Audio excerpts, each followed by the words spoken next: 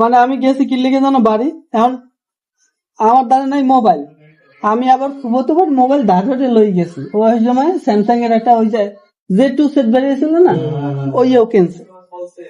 হুম। তারপরে এখন রাত বাজে 12টার দিকে, এমন বাতাস ছাড়ছে, আমি জোতা মোতা খুললা বই রয়েছি জুত করে, এখন কাঁপি শীতে। ওদের তো বাতাস জম্মের মতো সব গেছে ভিজা। এখন কি আর ফুবতে পারি, চিন্তা করলাম একটা ফোন দি, যে ওরে কই কেউ কই স্বপন কাহিনী তো ইয়া, আর আব্বু আম্মু তারে কইস মোবাইল যদি বন্ধ পাও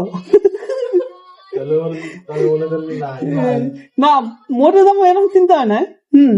যে থাকবো কিন্তু মোবাইল বন্ধ পাইতে পারো, আর আবার নতুন মোবাইল কিনছে, এইটা লই গেছি মোবাইল।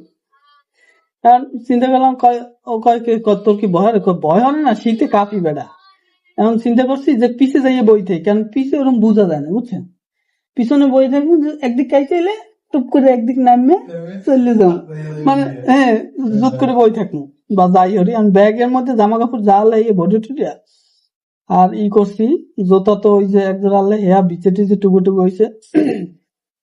এইটা লঞ্চ তো বড়ই, এতার বরিশালের লাইনের লঞ্চ, আমাকে লাইনের লঞ্চ না বরিশালের। ওই লঞ্চ আবার চলে হাতিয়ার ওদিকে, ওই মাথা উঁচা উঁচা।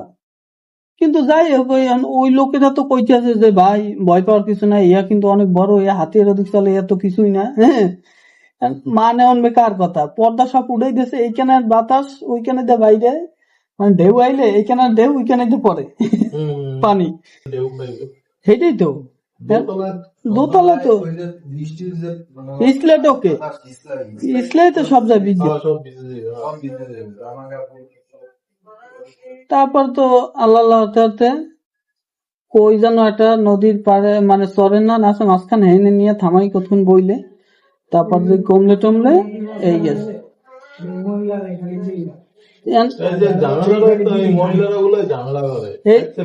না চিনলে কি হবে, ভয়তে রুহু গেছে উঠে যদি পড়ে যায়, এখন ডুবে গেলে ভয়তে আর থাই কেউ। মনে মনে চিল্লাই, হ্যাঁ হ্যাঁ। এই কেউ উফির দিয়ে ইনামাইয়া গলার মধ্যে ঢুকাই বই দিছে, কেউ ইয়ে